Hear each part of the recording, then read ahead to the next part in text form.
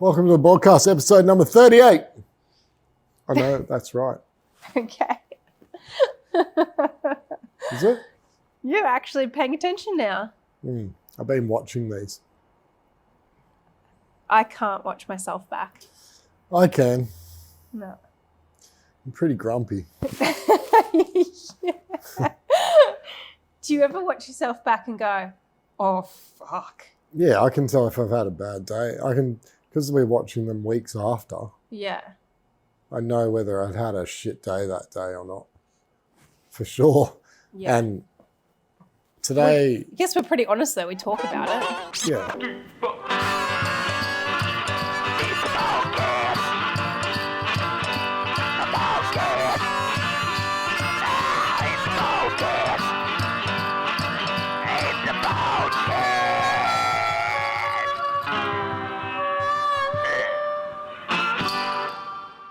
Today, so life update. What's going on with your arm?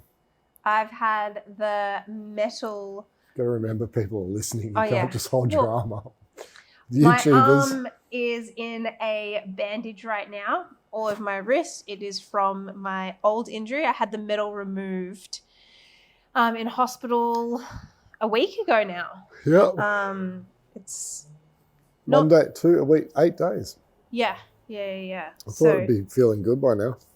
Oh, I haven't taken any hard painkillers since the day of the surgery. It's fine. It's just like a dull ache. And it's like, they told me not to use it. And I've been... Did they give you the shit that came out? No. Should have asked for it. Why would I want to keep that?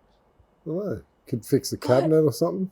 You keep so many I like- random Why would you not things. keep surgical steel and screws? You paid for them.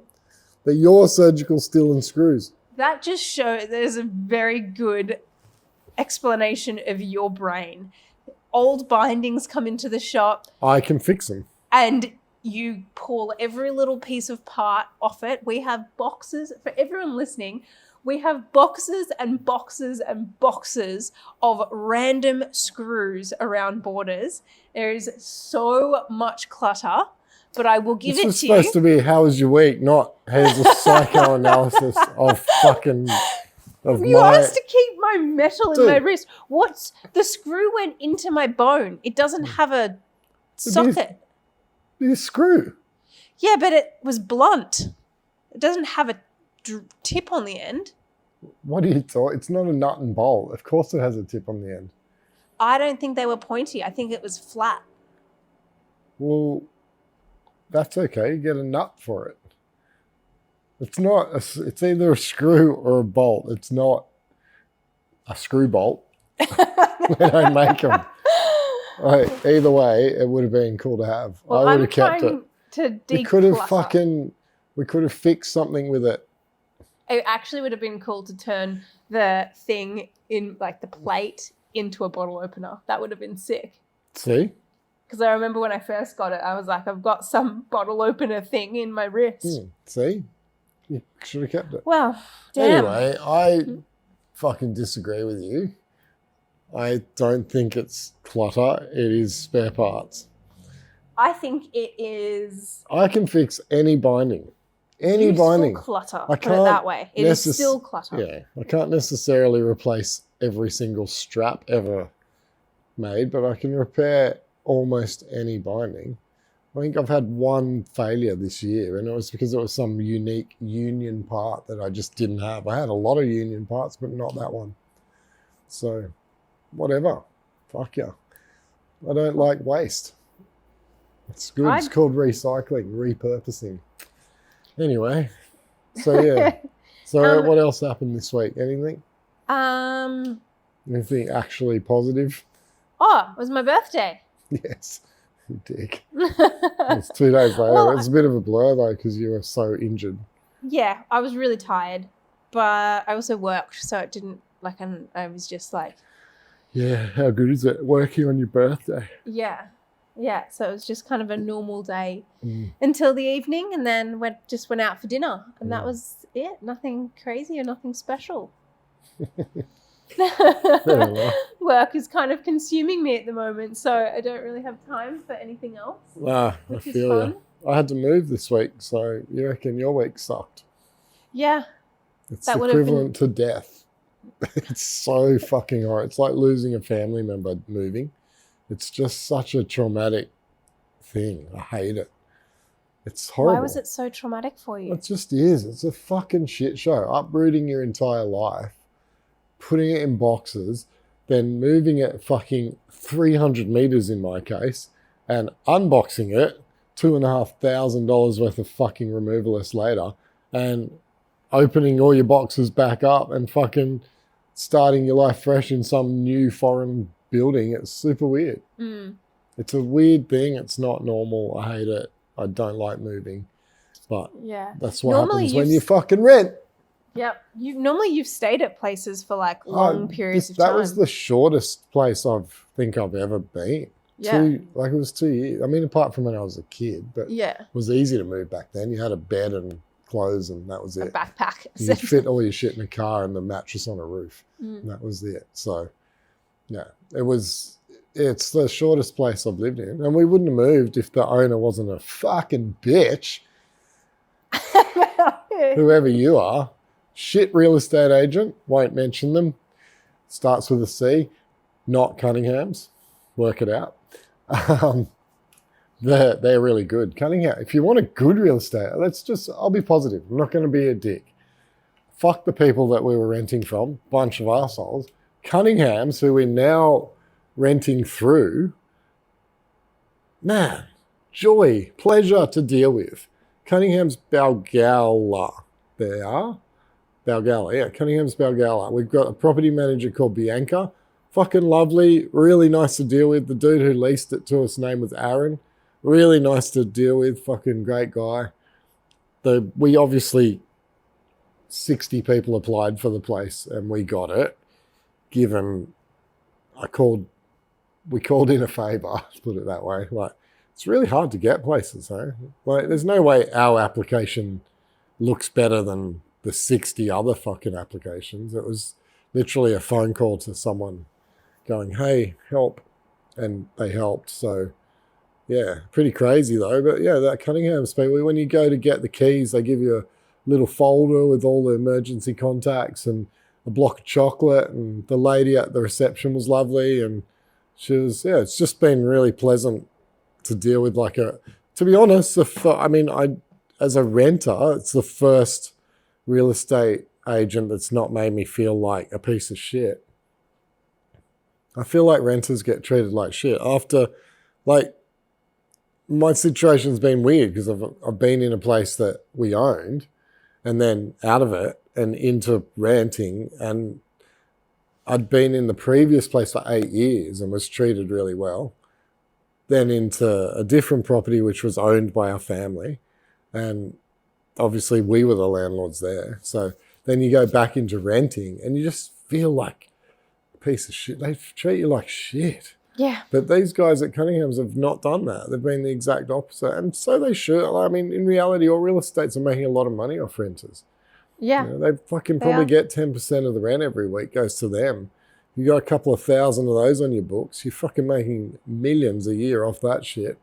And I know it's not like we're a hard tenant. The place we moved into, when we went and inspected it, we're like, these people live like pigs. Holy fuck. And I know what we live like, and it's super clean, and my wife's OCD as fuck. So yeah, she's already cleaning shit that wasn't up to scratch. It's like, this is the place after it's been cleaned and perfect, and she's cleaning. So yeah, obviously, I don't know. It's nice to be treated well. Renting comes with its perks and its downfalls. Yeah, well, the perks are you can call someone and go, my fucking dishwasher's broken, come and sort it. Yeah. Or the downfalls all come when you move out. Well, yeah, I mean, it's not fucking great. I mean, the other thing that kind of blows my mind a bit is how much money you have to have as a renter to be able to move.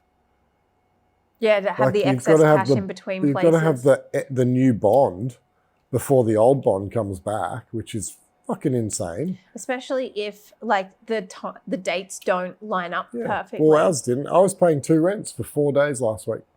And that was great. I've paid rent 2 places for like 2 weeks, 3 weeks even in transition between movings, just because the dates, that's just what happens. Yeah, to a certain extent though. It's still, I mean, for me to buy like these places that I'm living in would be at least $2 million. So that means I'd have half of that in equity. So I'm still paying off a fucking mortgage, and everyone's like, oh, but then you own it at the end. Mate, shut up. How much money have you given the bank? It's equivalent to the rent. Don't fucking kid yourselves. It's nuts. It's just a different way of thinking. I think the thinking behind that is that you're putting money into a house, which is, yes, you're paying interest at an exorbitant rate, but also at the end of paying that off, you're also banking on the fact that property will increase in value. And so will your cash if you invest So it I guess properly. you just got to hope that the property increases more than what the interest you paid back on. Even if it does, you're not going to move. The house just becomes this thing, right? It's so stupid unless you sell it. Building generational wealth. But I don't give a fuck. My kids are that's fine. you. I've built generational intelligence so that they can deal with their own shit. That's you. Oh, well. That's you. Not everyone has No, the same do what you want, goals. people. I don't give a fuck. Yeah. How the fuck have we got onto this? Oh, I don't know. I moved this week. Yeah, you Yeah, moved. right. Today, though, I printed, I don't know, Muse Pilates. Heap of T-shirts for a company called Muse Pilates. How many T-shirts did you get through today? I don't know. 300 and something prints. 350 maybe prints. I don't know. It fucking, excuse my language. It was boxes. 3 of those big boxes. And 2 big boxes and a half. I don't know. A lot. A lot of shirts. Less than what the tote bags that just turned up though. There's 1,000 of them. Yeah. And the reason I'm pointing around is we're in the same places where we print them. People listening, you don't know, I was pointing around. So No, whatever. but this place is definitely starting to become Box City up here. So yeah, I just stick my headphones in and try and go as quick as I can. But I got to listen to some good music. Nice. I fell back in love with Talking Heads today. Yeah? Yeah. They're fucking so, like, if you're a kid out there listening to this, I don't care who you are actually, if you've not really deep dived Talking Heads, you should. I think I've like skimmed the surface. You can't skim Talking Heads. Skimmed the surface. Like I know I don't know actually. They're one how of the much I know. greatest bands that ever. David Byrne, the lead singer, is a fucking musical genius. There's a doco, or it's not a doco, it's actually a live performance of his on one of the streaming services. And I can't remember what it's called, but it's amazing. It's like all done with like this huge band. It's like a stage show thing. And the guy's just musically incredible. Is there a doco on him? Yes. Cool. I'll Do you watch want me it. to Google it? I No, don't it's have my okay. phone. My phone's filming. Yeah. I can't Google it. We need a Jamie. Jamie, Google it. Yeah. Bring it up. Bring it up, Jamie. No, that's when you need like a TV screen behind you. So Oh, I tell you what else has happened since we were last what? Al? recording. Donald Trump's the president of the United States of America. Oh, why did you have to bring that up? Because I love the reaction that I get from you. I think it's I am- really interesting. I've been talking to a lot of people this week, and it's a split decision. The women think it's the most horrendous thing that's ever happened, and most of the guys are like, it's probably a good thing. It's weird. Yeah, and this is what I've been trying to like. I can look at it logically, and I can look at it the way a male is looking at it, going, okay, cool. The males are looking at it logically, going, all right, looking at the 2 options Are you to saying vote that for. men think logically? Yes, I am. Men do think very logically. Yeah. When looking at the 2 options, they go, all right, there's 2 options on the plate. What do these 2 options stand for? What are their policies? Da, da, da, da. That's how you should vote, just And- quietly. Yes. And did that, and they go, okay, yeah, I can see why Trump got in. Doesn't change the fact that he's a piece of shit, but And it then doesn't necessarily mean that it's a for- bad choice out of the 2 that were up. for the one office. thing that I've had hard time explaining, and I'm probably going to have a bad time explaining it right now because I don't have the words for it. But it's really hard to describe the weight of like this when you're also, as a female, you have so many other lived experiences of being, of like I think every woman does, of being belittled or being not taken seriously or being degraded or being, a lot of women have experienced sexual assault or sexual harassment or even from the form of just like words or inappropriate actions and things like that. So you accumulate that as lived experience as a woman, and then something like this happens again, where a man who is I will say this, convicted, he's paid. Here's the thing: when I speak to a guy and they give me logical answers, they go, "He's been convicted of hiding money, to pay off the fucking porn star." Yeah, so they're like, he hasn't been convicted of rape, he hasn't been convicted of sexual assault. He's been found. But there are multiple women that have come out. Hasn't he paid it? Doesn't he have to? Didn't he get a massive civil action against him by someone that he did sexually assault? I don't know. I don't think, mate, the guy fucking said on microphone, grab them by the pussy. Yep. Famously. Yeah. He's a piece of shit.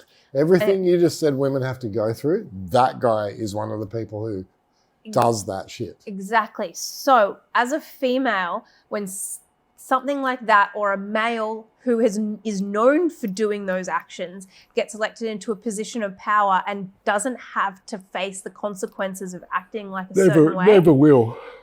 The women in the world go, like, fuck, everything that I have felt through my lifetime or had my friends or family or close people around me go through, and I've supported them through those circumstances, or I hear it on the news repetitively, we go, that's a massive step back for women being able to stand in our own power and our own truth in the world. Yeah, so logically, I get why the Republican Party was voted in. Don't call them the Republicans, just call them the Conservative Party. Okay, right? whatever you want to call because the Republican Democrat thing, a lot of people get lost in that. They don't really understand it. One party is progressive, one party is conservative. The Conservative Party got voted in. But that's what the word conservative means. It's basically a way of saying we want old roles, we want old values, we want to go back to the 1950s. Look, that's basically what they've done over there. Yeah. And the people voting over there, mate, you're talking about an overall IQ through that middle section. It's sort of like fucking when Queenslanders vote. Sorry, Queenslanders. It's just like you're gonna you're a dick. It's a bit of a redneck country. Yeah, but like, fuck Queensland. Go New South Wales. Yeah, yours is just sports rivalry. Yeah, that's all Blues. It is. Forever. But like. But it is, I mean, it's a little bit like you've got a rural country, right? If you look at the map, the big cities all voted blue and the rest of the country voted red.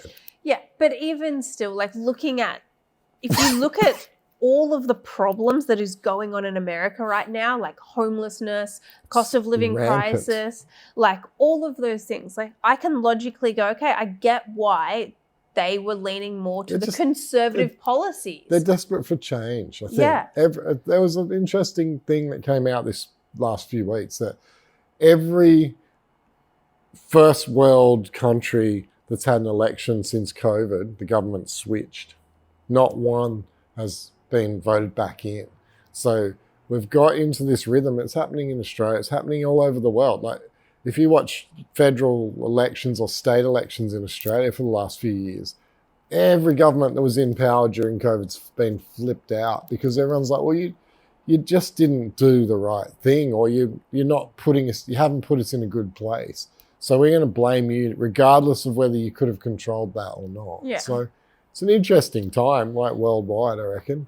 Yeah. But we'll see. I mean, it'll have some effect. I reckon the biggest, to me, like I get all the abortion stuff. I get all the women's rights stuff. Like, I think that's horrible. But the thing that I'm most upset about the conservatives getting in over there and Trump in particular is he's a climate denier. That's the thing that pisses me off. Like, we love something that requires white stuff to fall from the sky. Like, it's the thing that, I mean, fuck, to be honest, skateboarding's really hard when it's 45 fucking degrees too. Celsius for any Americans listening. Like, if it's that hot, and no one wants to skate. And if it's fucking not going to snow in Australia anymore, I find that really depressing. It's probably going to start having more dramatic effects globally with spikes in weather where you get bigger storms, and like we're seeing it already, right? And this guy's a total climate denier. And what does he give a fuck? He's almost 80. He'll be dead in a minute. So, you know, that's the saddest thing about the Conservatives winning to me, is that they're going to walk away from all the climate agreements that are on the table and that Biden had signed off on. And now we're back to not having the biggest economy in the world's not going to be involved in any of the stuff to get closer to being a green planet, which is the only thing that's going to save our winters. Like, everyone keeps talking about, oh, we're going to put we sell a lot of products where they put in to protect our winters, right? What does that mean? Where does that money go? What is it being spent on? And what the fuck is 1% of your profit really doing for anyone? Like, if you're a snowboard company, proper snowboard company that's involved in protect our winters, and you're donating 1% of your profit, and you think that's enough? It's like, I think the 1% comes from like the billionaires. Like, the billionaires are like, oh, we'll put in 1%. They're all in that as well. These snow companies are all claiming 1% for the planet or protect our winters. It's not enough. And I'm kind of like, put half your fucking profit in there. All of it in there. I don't know. I don't get it. The one thing that's like crazy to me is, like, in Australia now, in Sydney, when's the last time you can remember us having a normal standard summer? No, well, it's funny you say that. A normal standard winter. No, they're not. Sydney's turned into a very strange weather. It is place. It rained like motherfucker this morning. It's now about 800 degrees out there. It is so muggy. Yeah. We're sitting inside with the aircon on because it's like, just impossible out there. It is so muggy, but overcast and rainy. It was cold and wet when I woke up, and then it got hot and wet, and now it's sunny and dry. It's just, but I mean... But it's not nice weather. No, it's shit. It's like... Well, Dan, who moved up from Melbourne, and I said to him a couple of years ago when he moved, I'm like, mate, the weather isn't much better up here. He's just like, you're a fucking idiot. Yeah. The weather's a nightmare in Sydney. I'm like, yeah. I don't know. It was never nice. Used to be. Yeah. We used to have pretty predictable summers and pretty predictable winters. And even when you'd have that like tropical summer, it would be like hot during the day, beautiful. Yeah, you get an afternoon thunderstorm. And then it would like hit 8 o'clock at night, 7 o'clock at night, and then thunderstorm. Yeah, suddenly it'd come through, thunderstorm. It's none of that anymore. Yeah. It's not predictable at all. But I don't know. What do you do? Anyway, today's topic. I think we're meant to speed this one up. Yeah, we rambled for a bit there. I've thought about a topic. Okay. Step-on bindings. Step-in bindings, step-through bindings. Don't throw your head back. I'm throwing my head back a lot in this episode for anyone who is listening. Al is bringing up things that I don't want to talk about. Yeah, but I think it's important to skateboarding is not much to talk about right now. Hayley got a board. That's sick. Mm-hmm. I was fucking stoked for her. I think that's awesome that she got a proper board on reel. I just can't think of really exciting things going on in skateboarding. There's just so little that is giving me a sense of everything's going to come back on and skateboarding is going to fly again. Like, it's just not feeling like that. It's doing its thing. Yeah. Like, we're going to have some cool shit going on with our little brand later. What? Yeah. That's cool. Fuck, we're jumping around topics. I want to stick to the step-ons. Let's talk step-ons. So what do I think about them? No, that's not my question, right? My question is, I just said step-on bindings. You asked my me. My question is, how many of these fucking different things do you think we're gonna end up with? 2. Which two's? I don't know why, but I'm just going off. Who's gonna win? General society. Yeah. What are we going to get down to? I reckon it's going to be like an iPhone Android situation where it's like... Well, the deals are being done, right? Burton have done a deal with Union and Flux, I believe, to make the fucking ski binding.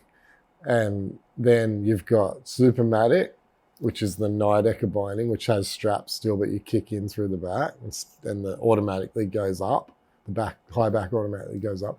They've done a deal with Libtech or Mervyn for bent metal and Salomon. So Salomon are also making a Supermatic next year. So you got 3 big players in the Supermatic world, 3 big players in the step-on world, and now we've got one that nobody's really seen unless you're a real snow nerd and you're deep diving this stuff, that's being done by Rome, Jones, Battalion, and I think maybe Yes as well. I'm not sure about Yes because I thought Now had been absorbed into Yes. Now and Lobster and Yes had become one company, right? Yeah. So I'm not sure if they're doing the step-in thing as well, but definitely Jones, Rome, and Battalion have another one. Is that confirmed? They're making the one that you showed me? Yeah, it's confirmed. We're going to see it in a week or two at the Manly showing. So 2 straps. The top strap doesn't fully release. It just goes out to the end of the ladder strap, basically. And then there's the high back tilts a little bit, nowhere near as far as the Supermatic. So it's supposed to be the step-on to be for me and you. It's meant to be the rider's step-on.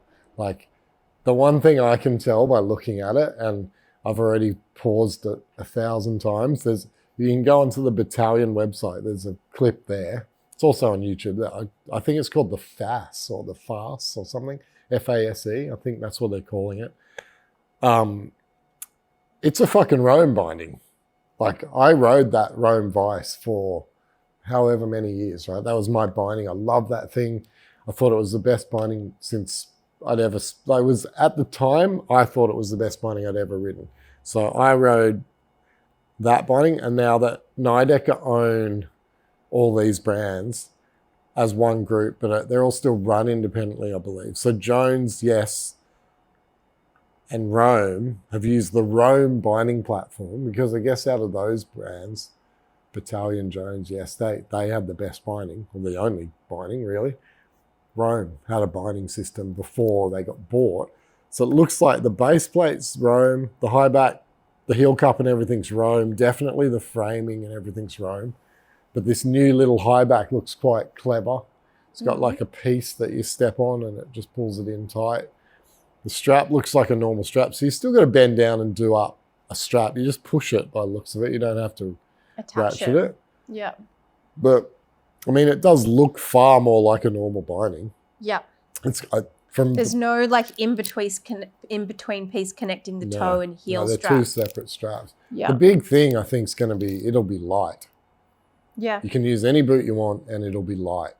So I think I don't understand why people need these things at all, to be honest.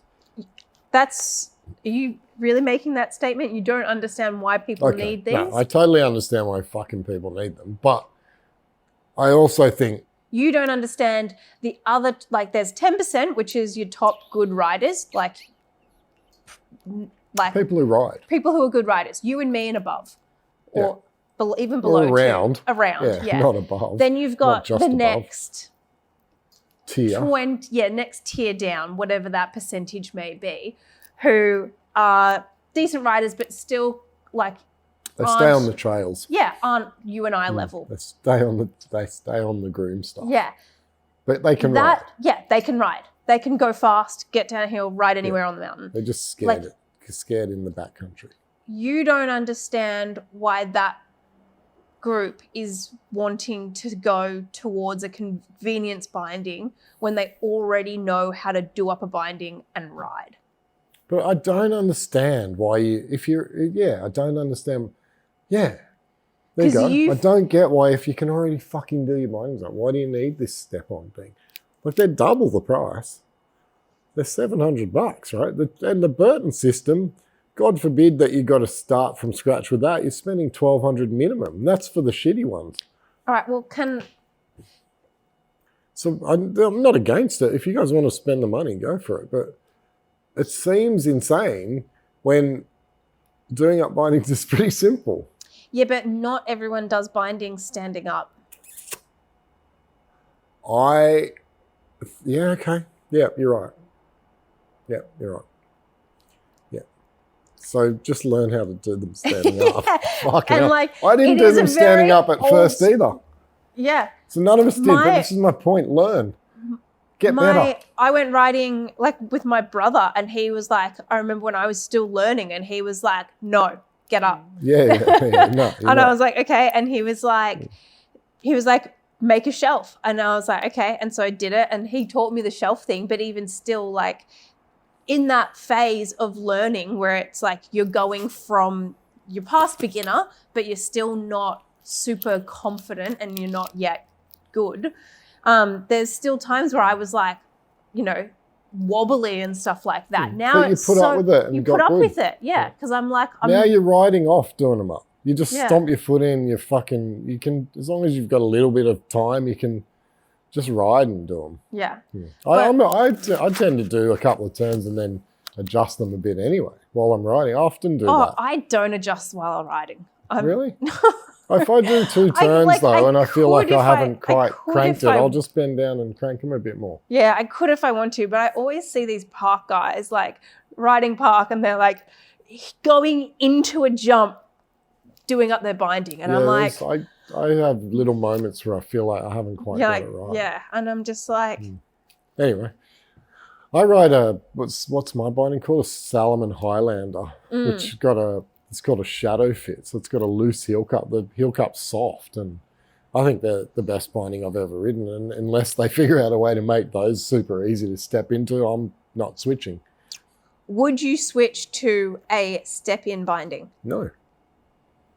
Why? Well, for what? What? I tell you where I Burton is starting to use a guy sitting in what I would call thick snow powder, and he's stepping into his step-ons, and I'm like, that's not fucking Japan, bro. That's not. There's times where there's no way you're sitting on top of the snow. It's like it's very clever marketing, because it's like the argument with the Burton step-on is it doesn't work in deep snow because your snow's going to get into all the fittings. You're not going to be able to stomp in it. You're not going to be able to get going again because you're already sunk. Like, still in Japan, those things are a problem, right? Same with the Night Echo Supermatic, because the back comes down. That's not that. It's like, but the argument with that is you could just then use the normal strap. Yeah. Okay, so this new one, the FAS or whatever it's called, the FAS, I think is going to be a little bit easier again, but still a little awkward in that scenario, right? Because you can't release the strap. It's stuck. It's attached. So you can open it right up and get it wide and get your foot in there. But if it's full of snow, you're going to have fucking dramas, man. It's just going to be a drama. And then the clue binding, which I have no question is the biggest piece of shit I've ever seen. Anyone who's riding those and wants to come in and have a face-to-face argument with me about them, I'm fucking keen. Come in. I've only spoken to one guy who's had them, and he was talking about them like they were the greatest things ever. And I was just looking at him like I couldn't do it. I just couldn't be bothered at the time to have the argument. But if you think that thing is a good binding, you're a fucking second-rate snowboarder. I'm sorry, but those things are garbage. Half the binding is stuck to your foot. You're walking around in essentially a ski boot, and God help you in the lift lines when you got this giant plastic thing attached to your boot. They're terrible. So there's the clue, Flow, which is the OG survivor. Flow survived the first round of step-ons and sort of won that battle, I guess, because it is still technically kind of a normal-ish binding, I guess. It's kind of got straps. It's where the Supermatic was born from. So Flow, Clue, Supermatic, step-ons, Burton, step-in, step-on, what are they called? Whatever they're called. And then this new thing. So we're already up to 5. Different models. 5 different brands, different styles. Yeah.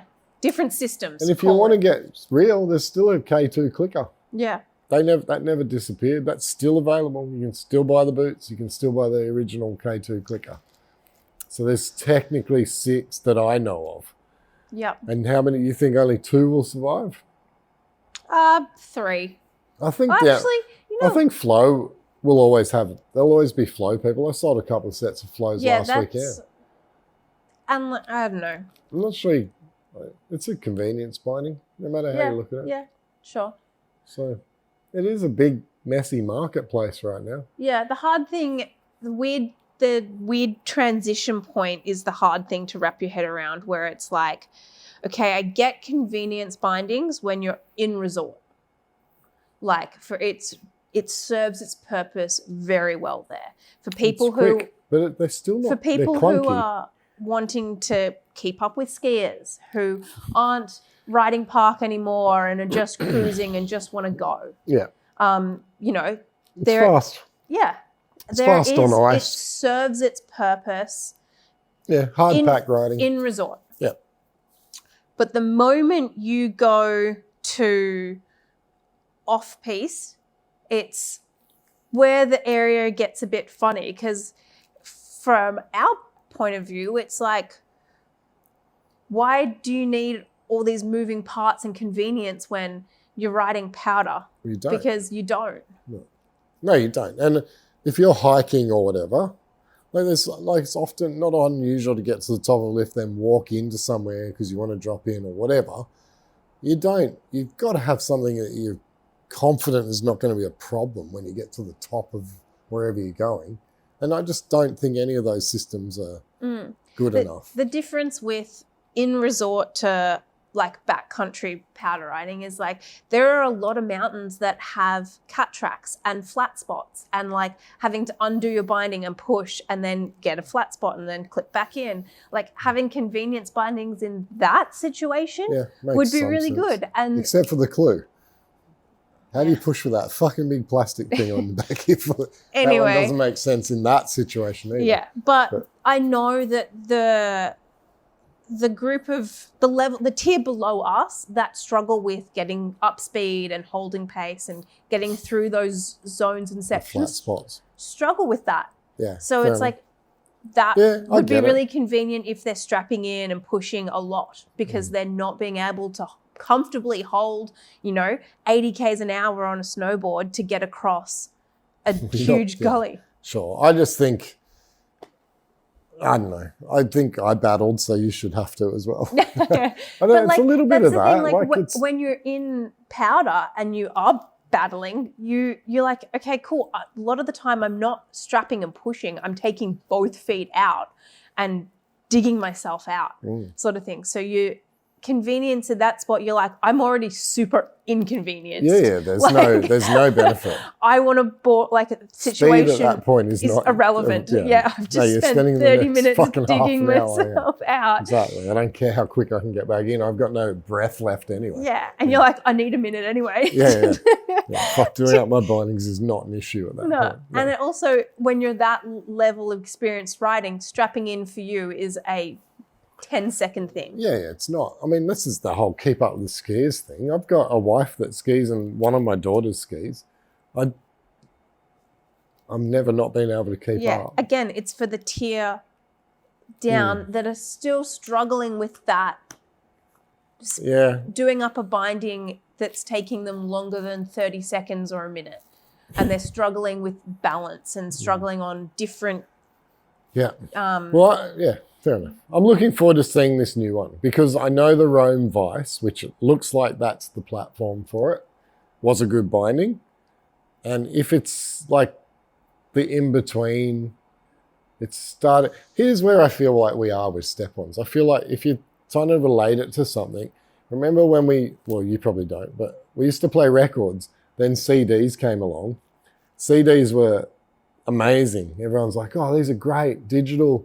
Fucking awesome. Well, now how many people have CDs? No one, because we stream. I feel like bindings are at the CD stage. These step-ons are at the CD stage. We haven't got to streaming yet. Or whatever the MP3 player. Yeah, exactly. Whatever comes next is probably going to be the one that is finally wins. Like I just don't. The Burton one, not to bag them out, but it's a ski binding, man. Like you've got massive. It's got massive issues from. You can see them trying to reverse engineer it. They're putting the ratchet straps on the boots, and they're trying to make it so it feels more like a fucking normal binding, because as soon as your boot starts to soften with that one, your whole binding feel's gone. Like you're going to have a super soggy feeling binding. It goes from being ultra responsive at first, where it's almost too responsive, to being soft and soggy and you break your ankle. Still has a place in the market. Yeah, I agree. Still has a place. Well, skiing does, right? And it's a ski binding, so fair Still enough. has a place in the market for the person who is going down Yep. for a weekend a year. I totally agree. I'm not saying it shouldn't exist. I'm just saying I think it's a ski binding.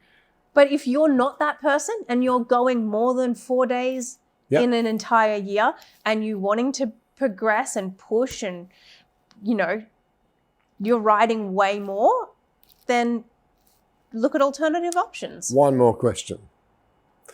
Do you think that the tier of snowboarder below the one, like we go to Japan and we go on missions to find new stuff, we're riding as probably, we're not pushing it to the guys that are risking life and limb. We're riding slack country for a better description. We're not going out there with backpacks and probes. We're riding as safely as you can off the resort, basically. I would classify us as advanced. I Yeah, wouldn't but put not- us as extreme or pro. No, fuck no. I mean, the guys on the videos in the store are pros, and they're advanced.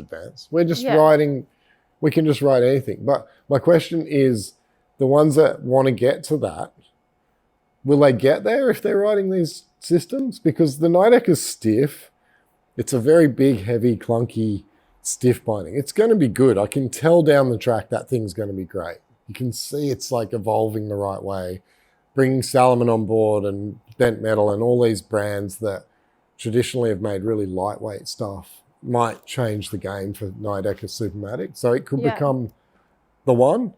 The new one looks much, much better, and it looks most likely to feel like a normal binding. So if you want to keep progressing and you want to step in, I think this new one's for you. It's not going to be available till November next year. 2025, I presume, November 2025. Yeah, right. It's still a year away. Well, yeah, we're only about to see it. Right? So it's on the battalion website, which is interesting. I don't know whether it's on there to say, hey, here's what's coming.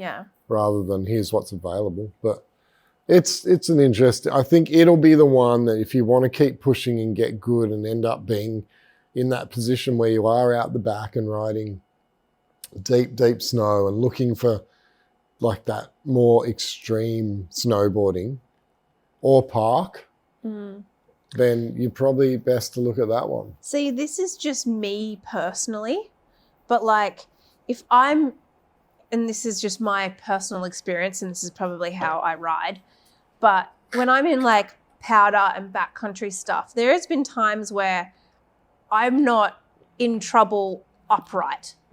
Oh no, I've seen it.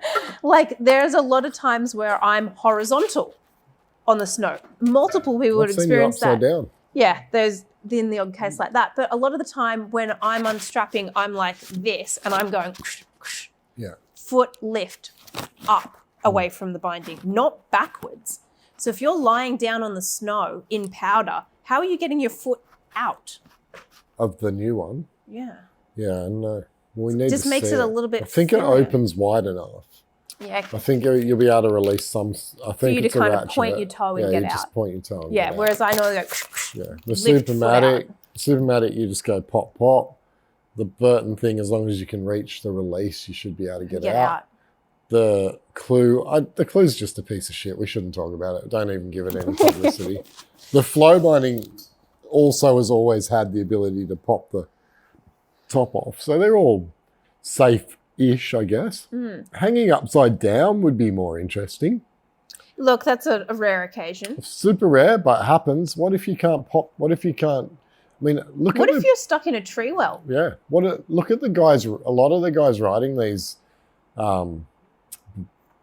not Supermatic's the other, or Supermatic as well. Like, if you can't reach your feet because, I mean, you shouldn't be out there. I'd be dead too, I guess, because I can't get mine. You can't reach your feet. Yeah, and I you're can't in a get weird any binding position. off. Yeah, you can't get any binding off. Yeah. Depends what your physical well-being's like, I guess. A lot of the guys buying these fucking things are not terribly fit. That's why they're buying them, because they can't reach their feet. They can't do it anyway. So I guess they're not going out there. They're not taking those risks. They'd again be riding flat country. Yeah. I've had some scary moments where I've only just been able to get my bindings off and thought, fucking hell, if I couldn't have got that off, I would have been in real trouble. Yeah. It's interesting. I guess the risk factor is there regardless. Anyways, step-ons seem to be here to stay for this time round. It's not like last time where they came and went. We're in a convenient society. Yeah, we are. It's fucking tragic. Everyone's lazy. You can Rude get and lazy. anything. I'm supposed to be positive and not being negative. No, but here's just a fun fact. You can literally get anything delivered to your door. Yeah, we know. Like any item in a supermarket delivered to your door. Like anything. Yeah, so we're in a convenience world. You're fucking paying for it though. When you're paying, okay, maybe Japan aside, but when you're paying these exorbitant lift tickets, people don't want to be struggling and hassling at the top of a run. They just want to go and enjoy what they came to do. I saw something the other day that was pretty interesting. It was an ad for Japan, but it was saying the price of a lift ticket in like 5 or 6 of the top US resorts, and then lift tickets in Australian resorts, then the price in Japan. You know, Hakuba Valley is now 9,700 yen if you buy a ticket for the whole valley each day. I don't know why you would ever fucking do that. Yeah, why would you switch mountains? You can't. It's almost impossible to do it. But I think it's a lot cheaper if you just go to Cortina, for example, and just buy Cortina Hakuba's pass. Prices are definitely... Mate, they've gone up heaps. Yeah. $100 a day per person, fucking hell. Yeah. That's expensive for Japan. I actually want to record what we pay. We should. For each mountain that we visit in Japan. We should document everything. Yeah. Cost-wise and whatever. I mean, we'll spend some money, but we're not going to be paying. We will not pay over 50 anywhere we go. I don't think we'll hit $50 because we're not going to those kind of places. I will when I'm in, because I'm going to Hakuba. You're going to Hakuba. So. Yeah. But you could go out to, you could go out to the wide ones. Have you got a car though? This is an undecided decision. Yeah. An undecided decision. Yeah, yet to be confirmed. Well, we were going to make this podcast really short. I think we didn't. No, but we can stop here now. We should. Okay. What Peace out. Hopefully, I'm done with injuries. Listen to Talking Heads, like and subscribe, and we'll see you next week.